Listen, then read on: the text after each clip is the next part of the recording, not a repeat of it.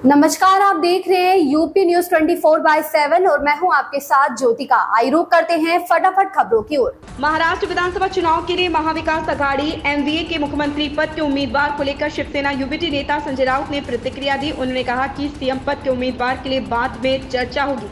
उन्होंने यह प्रतिक्रिया राकांपा एसपी प्रमुख शरद पवार की बयान जारी करने के बाद दी। दरअसल शरद पवार ने कहा था कि एमवीए को सीएम पद के उम्मीदवार की घोषणा करने की कोई जरूरत नहीं, चुनाव परिणाम के बाद नंबर के आधार पर इसका फैसला हो। प्रधानमंत्री नरेंद्र मोदी ने पहले अंतर्राष्ट्रीय सौर महोत्सव को संबोधित किया। इस दौरान प्रधानमंत्री नरेंद्र मोदी ने ग्रीन एनर्जी, नवीनीकरणीय ऊर्जा पर जोर दिया। संबोधन की शुरुआत में उन्होंने सभी का प्रथम अंतर्राष्ट्रीय सौर महोत्सव में स्वागत किया।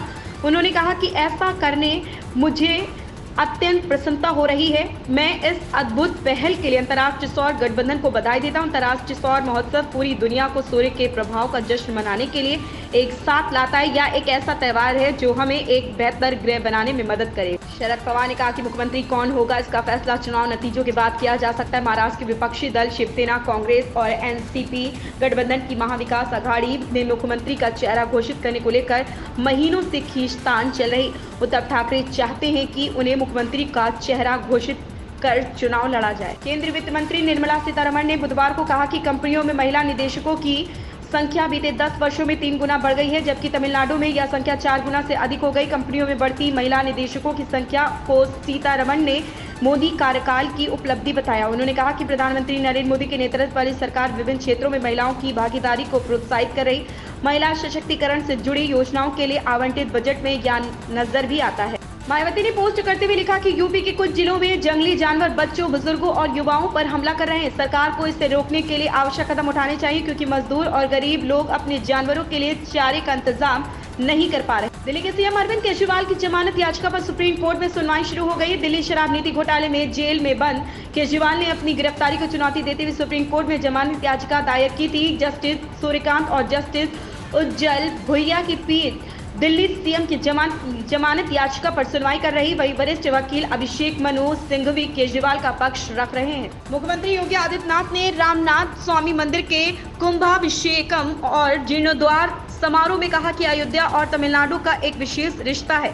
हजारों वर्ष पहले श्री राम श्रीलंका में सीता माता की खोज के लिए निकले थे। तब उन्होंने तमिलनाडु में भगवान शिव की आराधना की थी, जहां आज रामेश्वरम स्थापित है। भगवान शिव की कृपा से सेतुबंध का भी निर्माण हुआ था। गुजरात के कृषि क्षेत्र में पिछले 25 वर्षों में महत्वपूर्ण बदलाव आया है। यह महज गुजर बसर करने वाले अर्थव्यवस्था से अब विविधतापूर्ण और बाजार उन्मुख अर्थव्यवस्था में परिवर्तित हो गया। गुजरात की कृषि सफलता अन्य भारतीय राज्यों के लिए एक आदर्श है। प्रधानमंत्री नरेंद्र मोदी के प्रधान सचिव डॉक्टर पीके मिश्रा ने बुधवार को गुजरात के सरदार पटेल विश्वविद्यालय में कृषि आर्थिक अनुसंधान केंद्र के स्थापना दिवस को संबोधित करते हुए यह बात कही।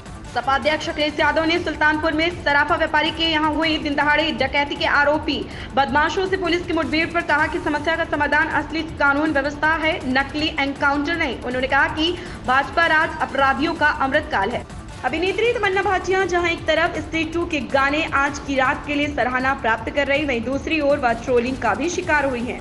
नेटिजन्स ने जमकर उनकी आलोचना की। दरअसल अभिनेत्री ने एक मशहूर फैशन लेबल के लिए राधा कृष्ण थीम पर फोटोशूट किया, जिसमें वह राधा बनी थी। नेटिजन्स ने अभिनेत्री पर आरोप लगाया कि जिसे उन्होंने राधा को गलत तरीके से पेश किया। हालांकि आलोचनाओं के बाद अब तमन्ना ने उन तस्वीरों को हटा दिया। इन खबरों में बस इतना ही। बने रहिए यूपी न्यूज 24/7 के साथ।